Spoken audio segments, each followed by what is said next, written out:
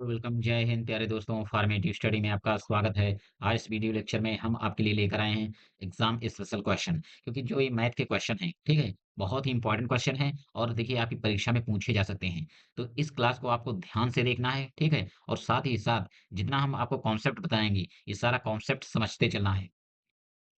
और देखिए, अगर आप अपनी तैयारी को और बेहतर बनाना चाहते हैं, तो ये जो क्वेश्चन जितने हैं, ये सारे क्वेश्चन आपको नोट कर लेना है। जिससे कि परीक्षा के समय इतना आपके पास टाइम नहीं होगा कि आप डेली सारी क्लासेस देखें। जितने हम सारे आपको करवाएँगे, ये क्वेश्चन आप एक जगह नोट कर लेंगे, तो आगे देखिए एग्ज़ाम के समय आपको रिवीज़न करने में बहुत ही आसानी होगी। ठीक है? और देखिए अब हम लगातार आपके लिए देखिए एग्जाम स्पेशल सीरीज चलाएँगे, जिसमें हम वही क्वेश्चन करवाएँगे जो कि आपकी परीक्षा में पूछे जा सकते हैं, ठीक है? और बहुत सारे क्वेश्चन करवा देंगे जिससे आपको इससे बाहर पढ़ने की ज़रूरत नहीं पड़ेगी, ठीक है? तो चलिए क्लास को स्टार्ट करते हैं बिना देरी किए हुए। उससे पहले अगर आपने वीडियो को लाइक नहीं किया तो लाइक कर दीजिए, चैनल को सब्सक्राइब नहीं किया है तो सब्सक्राइब कर दीजिए, ठीक है? तो आइए क्वेश्चन नंबर 1 पर आते हैं। पहला प्रश्न है देखिए, एक व्यक्ति अपनी आय का 1/4 भाग व्यक्तिगत खर्च में, 1/2 भाग घरेलू खर्च में तथा 1/5 भाग बच्चों की शिक्षा पर व्यय कर दिया, तो उसके पास कितना भाग बचा? ठीक है? देखिए सवाल काफ़ी ईज़ी है, ठीक है? ये कई तरीकों से लगाया जा सकता है, ऐसा नहीं कि इसका एक ही तरीका है। लेकिन हम आपको एक ऐसा तरीका बताएँगे कि बहुत ही आसान तरीका, जिससे आप बहुत ही आसानी से समझ सकते हैं और देखिए आपको कोई भी कठिनाई नहीं होगी और बहुत ही आसानी से इसको कम समय में लगा भी सकते हैं, ठीक है? देखिए जब भी इस प्रकार का सवाल दिया हो, ठीक है? तो आपको क्या करना है, ठीक है? थोड़ा-सा बेसिक समझ लेना है। यानी इसमें देखिए कह रहा है आय का 1/4 भाग व्यक्तिगत खर्च, ठीक है? एक है व्यक्तिगत खर्च, एक है घरेलू खर्च और एक है शिक्षा पर खर्च, ठीक है? तो देखिए ये थोड़ा आपको बेसिक समझना होगा कि देखिए जब आपको बचत निकालनी हो, तो देखिए बचत आप कैसे निकालेंगे?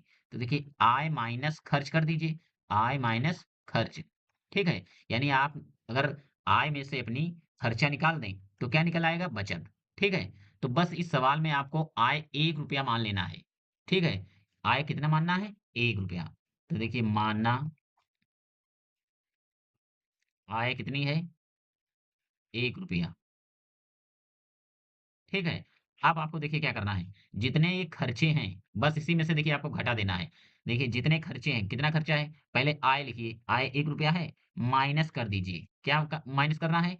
खर्चे। तो देखिए एक खर्च है 1/4 व्यक्तिगत खर्च, तो 1/4 प्लस 1/2 इस तीनों खर्चों को आपको जोड़ लेना है, प्लस 1/5 ये तीनों खर्चा हैं, ठीक है? अब देखिए, 1 में से बस इन तीनों खर्चों को घटा दीजिए। तो देखिए 1/4 प्लस 1/2 प्लस 1/5 इसका एलसीएम लीजिए देखिए, 4, 2, 5 का जब इसका एलसीएम आप लेंगे तो ये आएगा 20, ठीक है? इसका लासा कितना आएगा? 20। तो देखिए जब आप लासा लेंगे तो इसको भाग करिए 4 पंचे 20 तो ऊपर आ जाएगा 5, 2 दहम 20 तो ये 10 हो जाएगा और 5 चक्कू 20, ठीक है? बराबर 1 माइनस ये होगा 10, 5 15, 15 4 19, 19/20, ठीक है? 1 माइनस 19/20। अब देखिए 20 एकन्ना 20 इसे गुणा करिए तो 20 एकन्ना 20 माइनस 19/20। अब इसमें आप घटाइए तो देखिए कितना बचेगा? 1/20। बस यही आपका आंसर है, ठीक है? यानी उसकी बचत कितनी है? कितना शेष बचा? सवाल में क्या दिया है? तो उसके पास कितना भाग बचा? तो देखिए उसके पास केवल कितना बचा? 1/20 भाग, ठीक है? कितना भाग बचा? 1/20 भाग। बस यही आंसर है आपका। देखिए कितना आसान था। ये देखिए अगर आप चाहें तो ₹100 मानकर भी हल कर सकते हैं या एक्स मानकर। लेकिन इससे देखिए थोड़ा ज़्यादा बड़ा सवाल हो जाएगा। बस आपको इसी प्रकार लगाना है। जब भी ये भिन्न वाला सवाल दिया हो, आय दी हो या खर्चे दिए हों, ठीक है? और निकालना हो आपको इसमें से कुछ भी, तो बस आपको आय ₹1 निकाल मान लेना है, ठीक है? चलिए अगले सवाल पर आते हैं। अगला सवाल है एक समबाहु त्रिभुज का परिमाप 12 सेंटीमीटर है। इसका क्षेत्रफल ज्ञात कीजिए। तो देखिए जो समबाहु त्रिभुज होता है इसकी सभी भुजाएं बराबर होती हैं। जब हम चैप्टर वाइज पढ़ रहे थे तो ये सारा हम बता चुके हैं। देखिए इसकी भुजाएं सभी क्या होंगी? ये तीनों भुजाएं बराबर होती हैं। ठीक है? तो इसका परिमाप दिया है। तो समबाहु त्रिभुज का परिमाप होता है देखिए, इसका परिमाप होता है 3 गुणे भुजा। ठीक है? 3 गुणे भुजा। तो देखिए परिमाप दिया है तो परिमाप के नीचे लिख दीजिए 12, 3 गुणे भुजा, ठीक है? देखिए इसको आप पाँचांतर करिए तो 12/3 यहाँ बचेगा भुजा। 3 एकन्ना 3, 3 चक्कू 12। तो ये भुजा कितनी आ जाएगी? 4 सेंटीमीटर। इस त्रिभुज की भुजा कितनी आ गई? 4 सेंटीमीटर।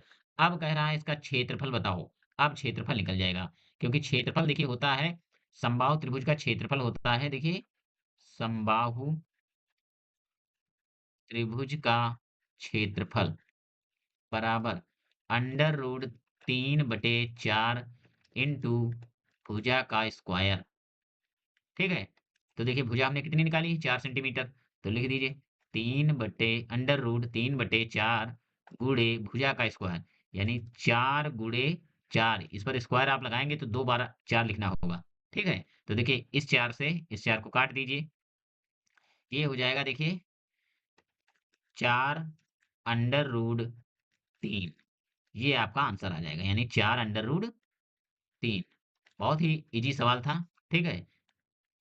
बस आपको सूत्र पता होना चाहिए, ठीक है? क्योंकि अगर आपको सूत्र नहीं पता होंगे तो सवाल आप बहुत आसान होगा तभी नहीं लगा पाएँगे, ठीक है? इसमें यानी आपको परिमाप दिया हुआ था, तो जब परिमाप दिया हुआ था तो आपको भुजा निकाल लेनी थी। जब आपकी भुजा निकल जाएगी, तो आप क्षेत्रफल भी निकालेंगे, ठीक है? चलिए अगले सवाल पर आते हैं। तो अगला क्वेश्चन है देखिए बोर्ड मास से है।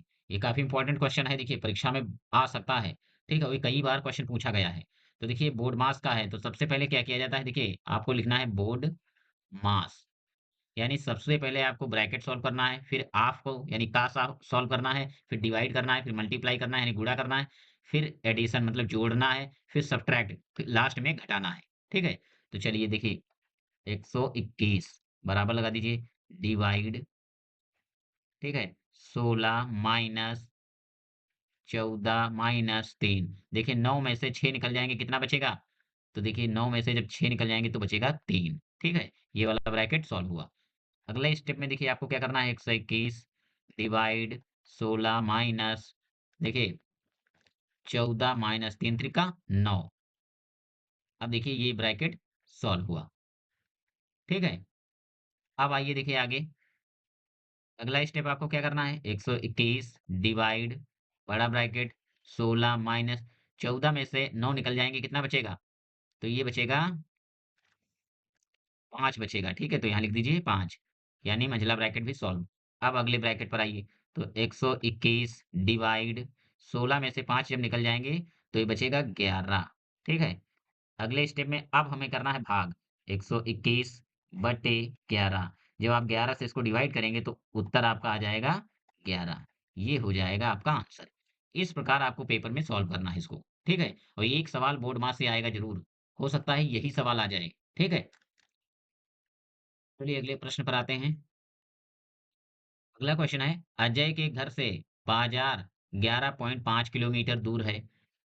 इसी रास्ते उसका विद्यालय बाजार से 1.25 किलोमीटर दूर है।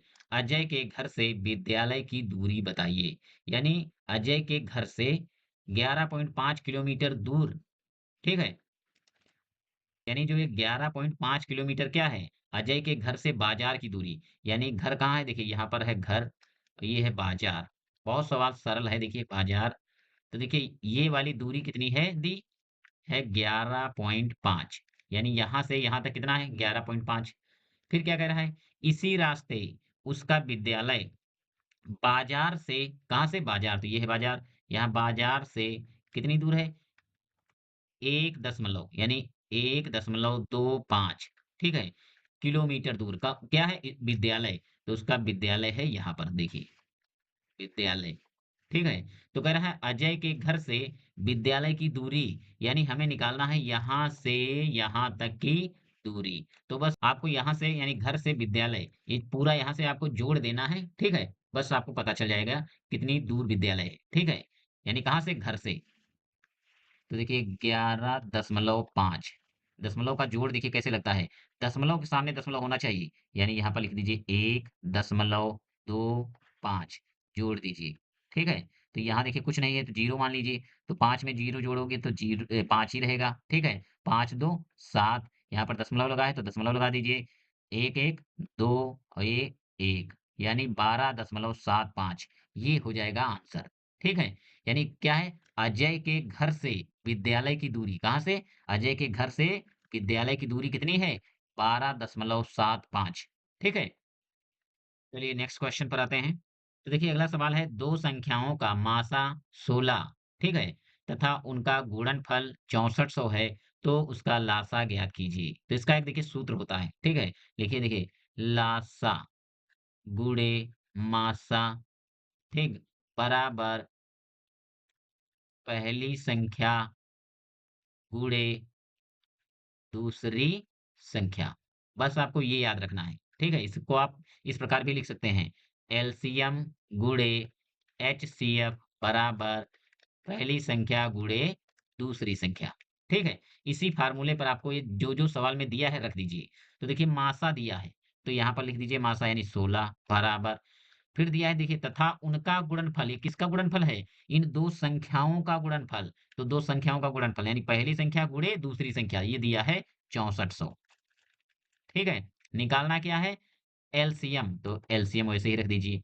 देखिए, एलसीएम गुणे 16 है, तो ये जब 16 जो है इसके गुणे में है, बराबर के इधर ले जाओगे, तो ये क्या हो जाएगा? बटे में।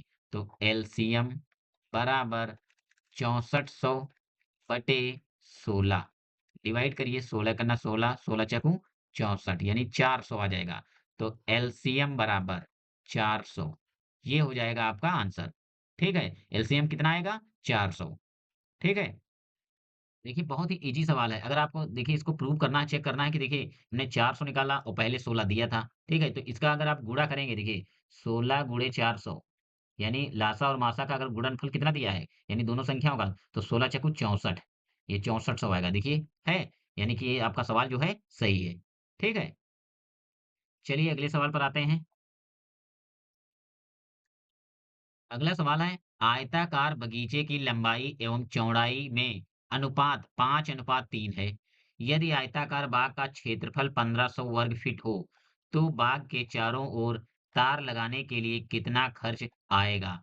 जबकि तार का मूल्य 12 रुपये फीट है। ठीक है? 12 रुपये प्रति फीट है, यानी 1 फीट का मूल्य कितना है? 12 रुपये। ठीक है? देखिए इस सवाल में सबसे पहले आपको निकालना क्या है? तो देखिए एक आयताकार कोई क्या है? बगीचा है, यानी इस प्रकार आयत जैसा देखिए, ठीक है? इसमें लंबाई दी है, चौड़ाई दी है, ठीक है? इस प्रकार एक आयताकार है। तो तार देखिए आपको अगर लगाना है तो आप देखिए यहाँ पर भी ये एक लाइन ये तार लगाएँगे, फिर एक लाइन ये तार लगाएँगे, ठीक है? यहाँ से देखिए ए, बी, सी, डी यानी ए से लगाकर आप डी तक यानी ए, बी, सी, डी यहाँ तक पूरा तार आप लगाएँगे, ठीक है? तो इसमें देखिए ये लंबाई है, ठीक है? और ये चौड़ाई है। अगर हम इन चारों भुजाओं को जोड़ लें, ठीक है? इनको अगर हम जोड़ लें, यानी इनका हम अगर परिमाप निकाल लें, ठीक है? तो उतना ही तार लगेगा, ठीक है? तो अगर तार हमें निकालना है कि कितनी लंबाई निकालनी है, कि कितना लंबा तार लगेगा, तो इसका आपको परिमाप निकाल लेना है। यानी आपको क्या निकालना है? आयत का परिमाप। क्या निकालना पड़ेगा? आयत का तो देखिए आयत का परिमाप और आयत का परिमाप होता है देखिए 2 इंटू एल प्लस बी यानी 2 गुणे लंबाई प्लस चौड़ाई। देखिए सवाल में लंबाई और चौड़ाई हमें निकालनी है, जबकि इसमें लंबाई और चौड़ाई का अनुपात दिया है, ठीक है? तो जब भी अनुपात दिया हो, तो उसमें कोई एक कांस्टेंट शामिल कर लीजिए, ठीक है? तो मान लीजिए देखिए लंबाई, लंबाई बराबर कितनी होगी? 5 है तो 5x हमने x कांस्टेंट शामिल कर दिया, ठीक है? और चौड़ाई, चौड़ाई बराबर तो देखिए चौड़ाई कितनी है 3 यानी 3x। अब लंबाई कितनी हमने मान ली 5x, चौड़ाई कितनी 3x, ठीक है? देखिए सवाल में दिया है आयताकार बाग का क्षेत्रफल यानी इस आयत का क्षेत्रफल दिया है तो देखिए निकाल लीजिए तो आयत आयत का क्षेत्रफल बराबर लंबाई गुणे चौड़ाई एल इंटू बी। तो आयत का क्षेत्रफल सवाल में दिया है देखिए 1500 तो यहाँ लिख दीजिए 1500। लंबाई कितनी है हमने मानी 5x गुणे चौड़ाई कितनी है 3x, ठीक है? x का मान पहले निकाल लीजिए तो देखिए 1500 ये पांतियां 15 x इंटू एक्स ये हो जाएगा एक्स स्क्वायर, ठीक है? अब देखिए इसको डिवाइड करिए तो देखिए इस 15 को अब इस पाछांतर करेंगे तो देखिए ये आ जाएगा 1500 बटे 15 इधर कितना बचेगा एक्स स्क्वायर तो 15 करना 15, ठीक है? ये कितना हो जाएगा 100 यानी एक्स स्क्वायर बराबर कितना आएगा 100 तो एक्स बराबर कितना हो जाएगा अंडर रूट 100, ठीक है? जब ये स्क्वायर हटाएँगे तो दूसरी साइड में क्या लग जाएगा? Under root. तो ये देखिए 100 का जब आप वर्गमूल निकालेंगे तो कितना आएगा? 10। x बराबर कितना आ गया? 10। ठीक है? देखिए, पहले आप लंबाई और चौड़ाई निकाल लीजिए। यानी x का मान रखिए यहाँ पर। लंबाई हमने कितनी मानी थी? 5x। चौड़ाई कितनी मानी थी? 3x। तो आइए देखिए, लंबाई लंबाई बराबर 5x। तो ये हो जाएगा देखिए 5 गुणे x की जगह पर हम कितना रखेंगे? 10। तो ये हो जाएगा देखिए 5 गुणे 10 तो ये हो जाएगा 50। यानी लंबाई कितनी आई? 50। चौड़ाई देखिए, तो चौड़ाई बराबर 3x। तो देखिए 3 गुणे 10 तो ये हो जाएगा 3 दहम 30। यानी लंबाई आयत की निकल आई 50 सेंटीमीटर, चौड़ाई निकल आई 30 सेंटीमीटर। लेकिन सवाल में देखिए सेंटीमीटर में नहीं दिया है शायद, सवाल में दिया है फीट में। हाँ, तो फीट लिखेंगे, ठीक है? यानी लंबाई कितनी है? 50 फीट, चौड़ाई कितनी है? 30 फीट। देखिए हमें क्या निकाल लेना है? आयत का परिमाप। ठीक है? अब हम सवाल पर आएँगे। तो देखिए आयत का परिमाप का सूत्र क्या होता है? 2 गुणे लंबाई प्लस चौड़ाई। तो लिख दीजिए यहाँ पर आयत का परिमाप परिमाप बराबर 2 गुणे लंबाई प्लस चौड़ाई। तो लिख दीजिए 2। लंबाई कितनी है? 50। चौड़ाई कितनी है? 30। ठीक है? जोड़िए इसको। तो जब आप इसको जोड़ेंगे तो देखिए हो जाएगा 2 गुणे ये हो जाएगा 80। 2 गुणे 80। तो इसको गुणा करिए 2 अठी 16 160। यानी आयत का परिमाप कितना आएगा? 160 फीट। ठीक है? देखिए सवाल पर आइए, सवाल क्या कह रहा है? तो देखिए, सवाल कह रहा है कि देखिए जबकि तार का मूल्य 12 रुपए प्रति फीट है। यानी कह रहा है तो बाग के चारों ओर तार लगाने के लिए कितना खर्च आएगा?